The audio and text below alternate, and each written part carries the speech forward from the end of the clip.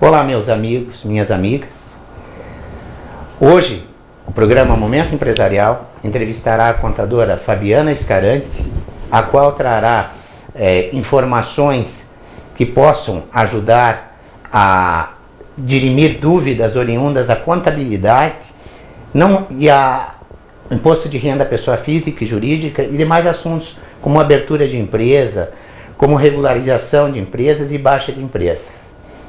Aguarde, dentro de 2 minutos estaremos novamente.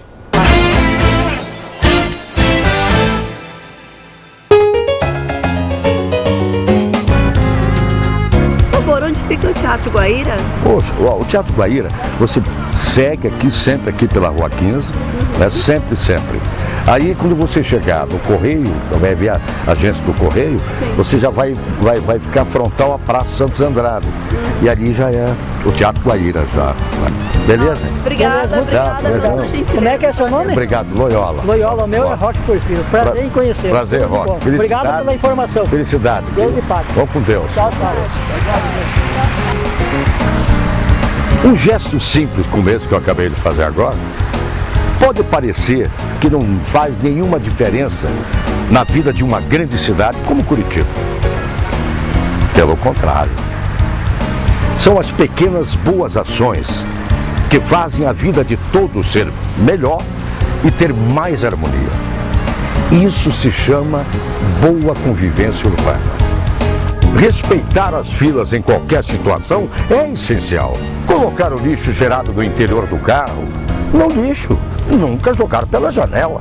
Manter nossos parques e áreas de lazer sempre limpos. Auxiliar as pessoas idosas ou deficientes no dia a dia da cidade. Usar eco-sacolas para ir à feira e ao supermercado. Separar o lixo em casa e encaminhar para a reciclagem. Assim, a natureza será sempre respeitada. Ter um bom relacionamento com os vizinhos também é essencial. Ser gentil não custa nada, só faz bem.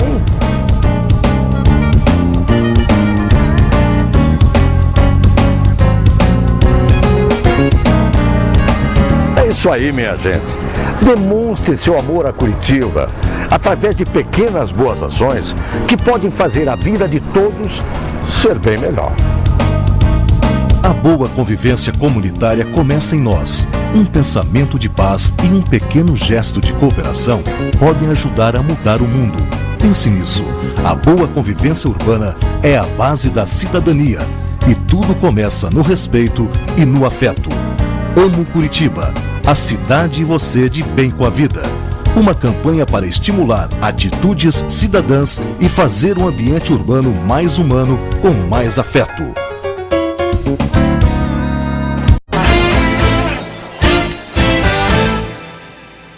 Olá, conforme já divulgado, hoje com a contadora Fabiana Scarante. Fabiana, a contabilidade se tornou essencial, uma chave mestra hoje na impulsão das empresas. Pergunta que eu te faço, a sociedade civil organizada ainda ela não se sensibilizou para tal assunto. O que você tem a dizer hoje, porque a contabilidade na verdade ela é obrigatória. Eu gostaria que você discorresse sobre esse tema aos nossos telespectadores.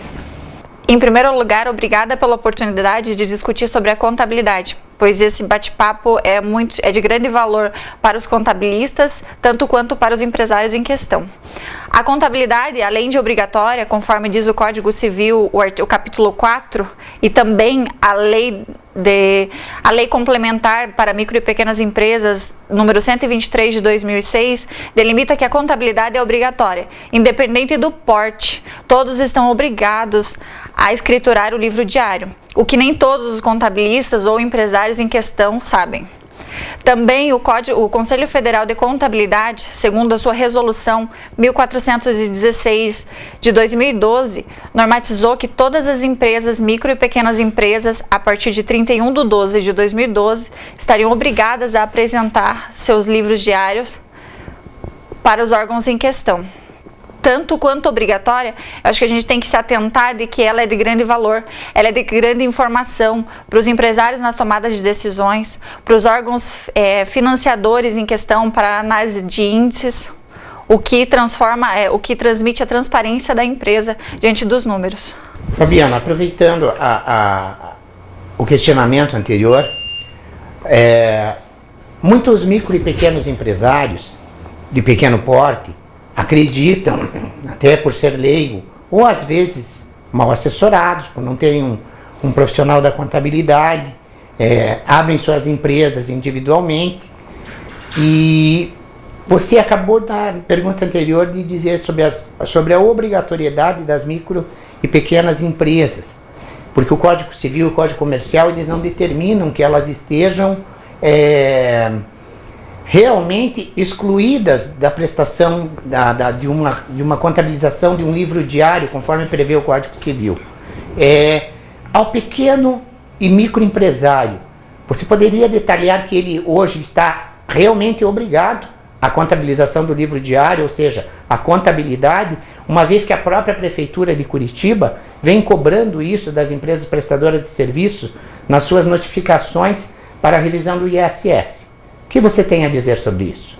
Na verdade, de acordo com o próprio Conselho Federal de Contabilidade, todas as micro e pequenas empresas estão obrigadas a escriturar o livro diário, a apresentar o balanço, a demonstração do resultado do exercício, tanto quanto também notas explicativas, onde constam os pequenos detalhes que ocorreram durante o exercício, que não podem ser escriturados, mas que podem ser mensurados através de palavras. Então, não basta você dizer que não está obrigado, mas de acordo com o Código Civil, em geral, todos estão obrigados. E especificamente o nosso Conselho de Contabilidade trata esse assunto específico para micros e pequenas empresas, de acordo com a resolução que eu citei, que é a 1418 de 2012. Então, tanto quanto o Conselho normatiza, quanto os órgãos como a Prefeitura, como você citou, cobram isso. Fabiana, voltando à nossa entrevista de hoje, eu gostaria de ter a tua opinião pessoal. O governo federal, ele vem implementando, ano a ano, uma responsabilidade cada vez maior do contabilista, com multas astronômicas pela não entrega de algumas declarações que se tornaram totalmente absurdas. As multas, tem multas aí a partir que variam de 200 a 5 mil reais ou até mais mês. Eu gostaria que você discorresse sobre esse assunto e sobre a responsabilidade cada vez maior do contabilista. O próprio Código Civil hoje torna o contabilista terceirizado, que não tem qualquer gerência dentro da empresa, como corresponsável a nível civil e criminal.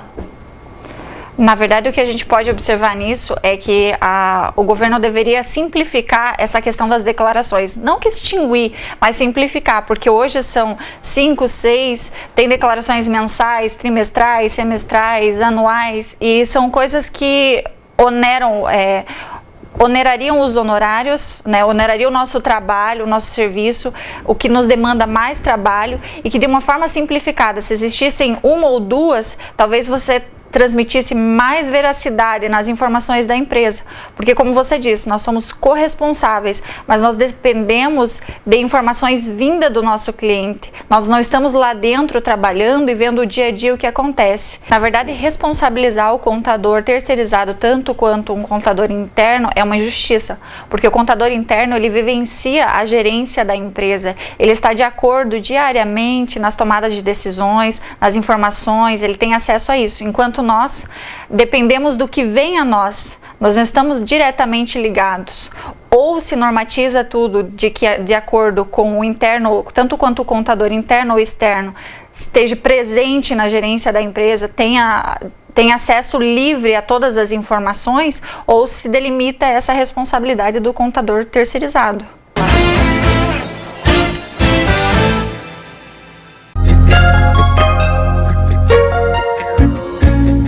A carência de doadores de órgãos ainda é o grande obstáculo para a efetivação de transplantes no Brasil. Mesmo nos casos em que o órgão pode ser obtido de doador vivo, A quantidade de transplantes é ainda pequena diante da demanda de pacientes que esperam pela cirurgia. A falta de informação e o preconceito também acabam limitando o número de doações obtidas de pacientes com morte cerebral. Se todos nós estivermos efetivamente conscientizados, o número de doações pode aumentar de forma significativa. Para muitos pacientes, o transplante de órgãos é a única forma de salvar suas vidas. Um doador pode mudar a vida de várias pessoas. Ela doa 2 rins, ela doa o pâncreas, tira uma paciente da insulina, doa córneas, faz 2 pessoas enxergarem. Então, assim, é grandioso o ato de doação. Se podemos salvar várias vidas, não é uma, 2, nós temos paciente 3.000 na fila de rim, nós temos mais 50, 60 pessoas precisando de um coração, que a gente sabe que senão é uma situação complicada você ver um paciente precisando de um coração sabendo que precisa, infelizmente, alguém falecer para ele receber esse coração. É feito o diagnóstico, uma coisa séria que é feito, 2 médicos fecham o termo de morte cefálica, além de exames, de imagem. Tenho certeza que essa pessoa não vai voltar, que realmente, ela foi a óbito, não custa ajudar, fazer 2 pessoas enxergarem, 2 pacientes saírem da hemodiálise e salvar vidas, coração, fígado, pulmão, ossos. A vida da gente, a metade era máquina e a metade era casa, né? Então eu esperei todo esse ano, esse monte de ano aí, né? E graças a Deus deu tudo certo, tá dando tudo certo, né? Graças a Deus, né? Não sei quem que me doou, mas sei que todo dia nas minhas orações eu peço para Deus ter misericórdia dessa pessoa, né? Da família dessa pessoa, essa pessoa que foi, né? Que deixou o órgão comigo, né? E as minhas amigas aí que tem a fé em Deus, que elas também chegam o dia delas, né? O que eu tenho é agradecer. Não tem mais o que fazer, né? Esse não tem dinheiro que pague, né? Pensar na vida e agir de forma solidária também faz parte da boa convivência urbana. A doação de órgão é um gesto de amor à vida. Pense nisso. Amo Curitiba, a cidade e você de bem com a vida. Uma campanha para estimular atitudes cidadãs e fazer um ambiente urbano mais humano, com mais afeto.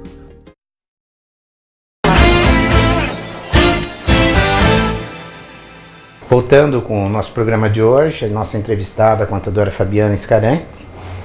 Fabiana, eu gostaria de ir a um tema um tanto quanto delicado, que abrange não só os profissionais sérios da contabilidade, toda a sua categoria tem, no caso, os contabilistas, tem o Conselho Regional de Contabilidade, o Sindicato dos Contabilistas de Curitiba, mas, evidentemente, que alguns profissionais desses cobram muito abaixo, muito aquém do que se deve cobrar para fazer uma contabilidade regular, uma contabilidade nos parâmetros da lei. Ou alguns nem fazem, às vezes não tem nem o registro no conselho. E, lamentavelmente, as pessoas não estão vendo a qualidade do serviço prestado hoje em dia, mas o preço. Para se ter ideia, hoje o salário mínimo no Paraná, hoje, de uma empregada doméstica, ultrapassa os R$1.000.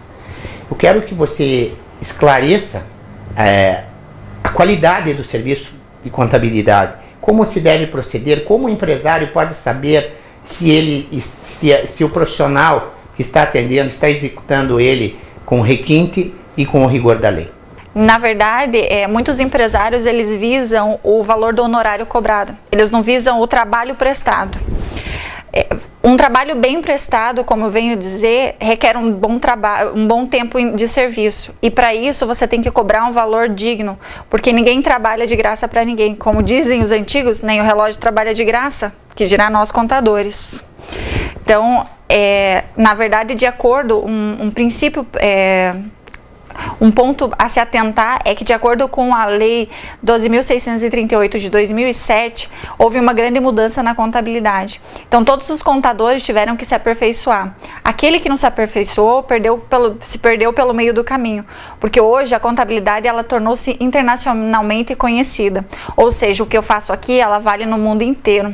Então, para isso, eu devo, com certeza, trabalhar mais em cima das informações dos empresários, trabalhar intensamente nisso para demonstrar uma realidade. E para isso, eu teria que ter um sindicato atuante, um conselho atuante, para cobrar, para normatizar a questão financeira, a questão de honorários cobrados por nós. Porque hoje, se eu ofereço um serviço digno, um serviço correto, de acordo com a lei, para isso, como eu disse, eu tenho que cobrar um valor de honorário digno, um honorário correto.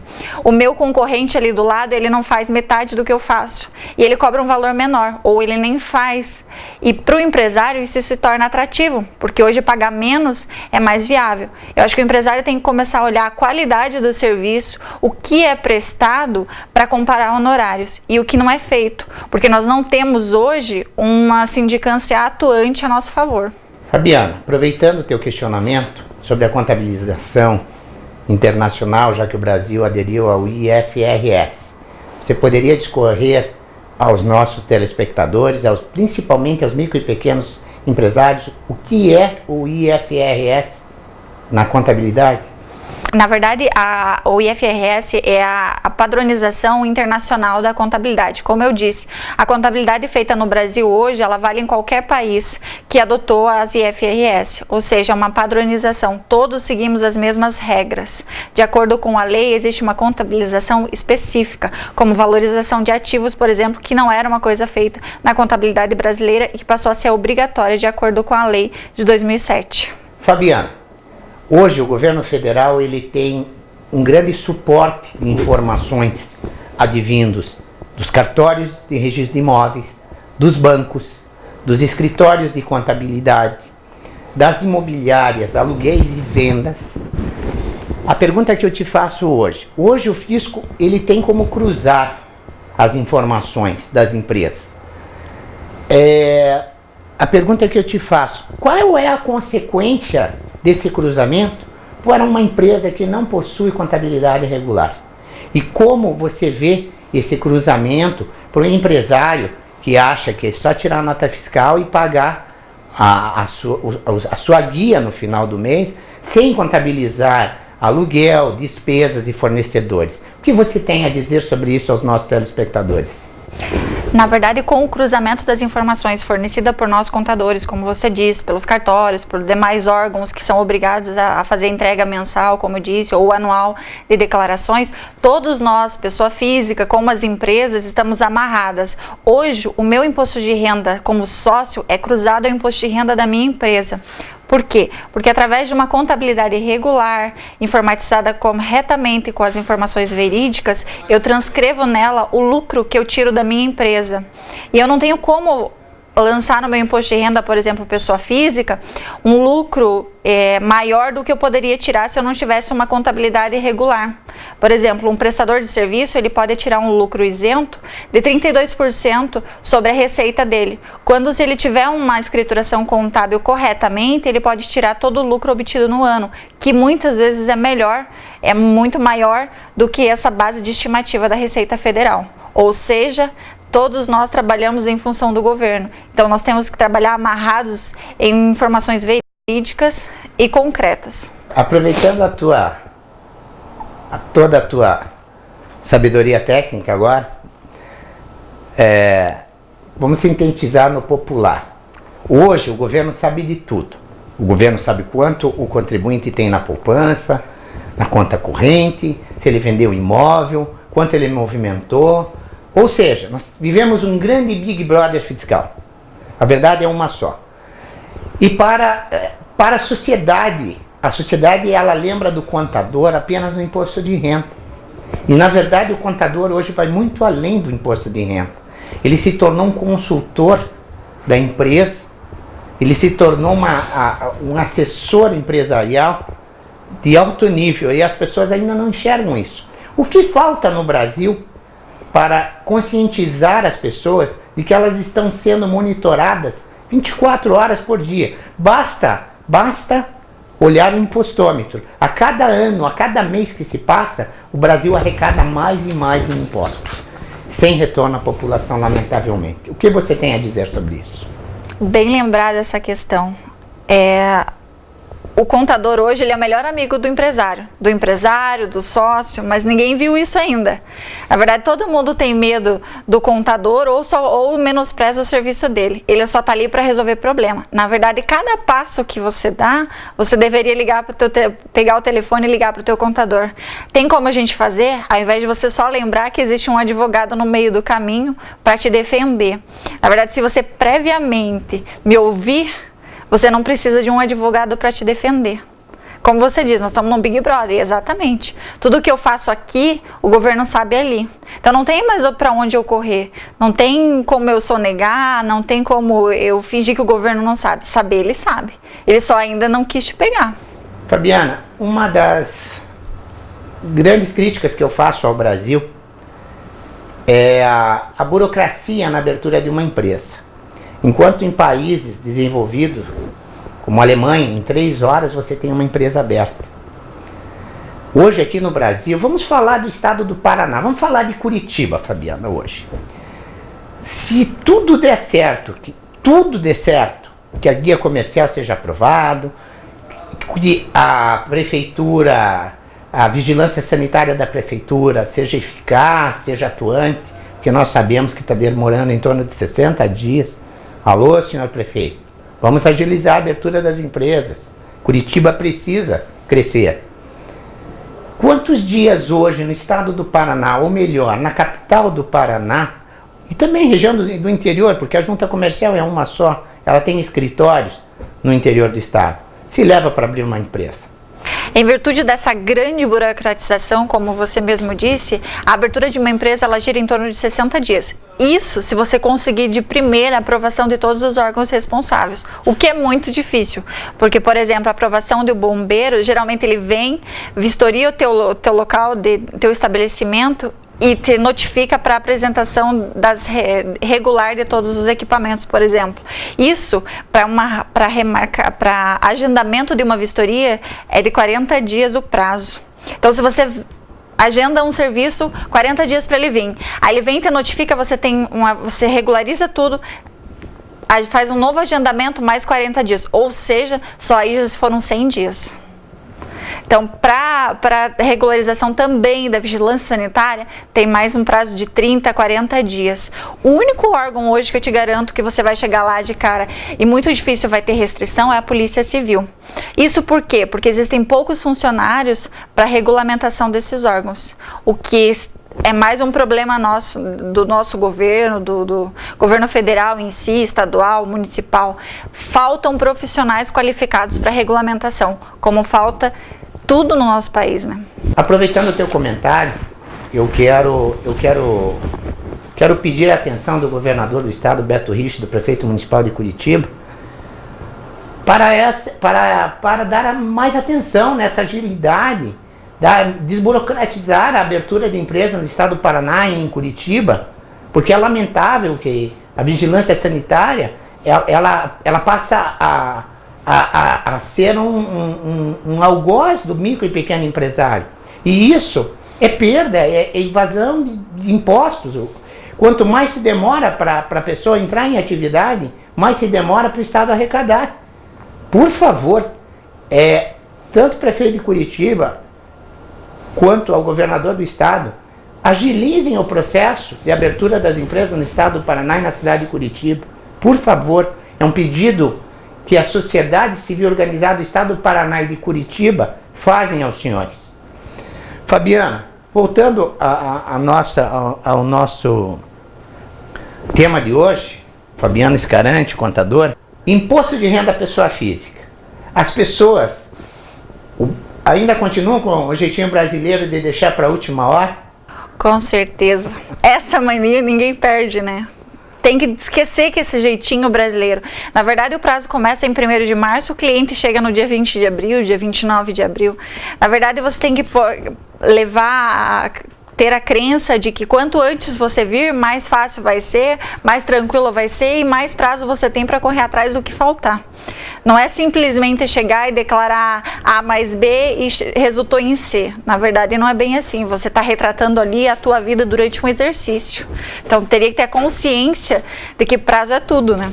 Fabiana, gostaria de formular mais uma pergunta quanto ao quesito de abertura de empresa. Lamentavelmente, houve uma tragédia nesse país, que foi o incêndio da Boate Kiss. Houve falhas grotescas na abertura. Eu gostaria que você comentasse. Isso poderia ter acontecido aqui no Paraná, poderia ter acontecido em qualquer lugar do Brasil, em qualquer cidade. Você poderia discorrer sobre esse assunto? Na verdade, o governo federal, como eu disse, estadual, municipal, ele teria que colocar mais efetivo trabalhando, não é desburocratizar. A burocracia, ela existe, lógico, ela regulamenta qualquer atividade, mas se você tem efetivo trabalhando, o serviço anda. Um prazo de 40 dias de um bombeiro, ele demora em virtude do quê? Porque tem pouco profissional trabalhando, tem pouco profissional qualificado para regulamentar esse tipo de serviço. Como você diz, no caso da Boate Kiss, poderia acontecer em qualquer um estabelecimento aqui de Curitiba. Muitos estabelecimentos continuam a funcionar sem renovação de alvará. Isso por quê? Porque você vai parar as suas atividades em função de que o teu alvará não foi liberado? Claro que não. Isso demora em virtude do quê? Eu tenho 40 dias do bombeiro, eu tenho mais 30 dias da vigilância sanitária. Isso quando não envolve meio ambiente, não envolve polícia, Anvisa, etc. Ou seja, coloque efetivo trabalhando. Não precisa desburocratizar, mas olha o tempo que você perde sem profissional qualificado para regulamentação. Ou seja, você respondeu, e o que é mais lamentável é que se paga por isso, o contribuinte paga por essas taxas, não é mesmo? Exatamente, a gente paga muito caro. Entre os profissionais a gente sempre brinca que a questão não é o pagar o imposto a gente até pagaria tranquilamente, como em muitos outros países. Tem um outro país na Europa, que não me recordo qual, tem uma taxa de imposto bem maior que a nossa, chega a quase 50%, mas lá você tem tudo, você tem segurança, você tem saúde, você tem educação, e hoje você não dá um passo sem pagar no Brasil, sendo que a gente já paga uma alta carga tributária. Então, acho que está na hora dos governantes pararem de pensar, simplificar a nossa questão e oferecer serviço digno, tanto para nós contadores como para a sociedade em geral. Esperando ter alcançado o objetivo de trazer as informações quanto à contabilidade a você, telespectador, encerramos o programa de hoje, lembrando a você, imposto demais é veneno, mata empresas e elimina empregos. Até a próxima.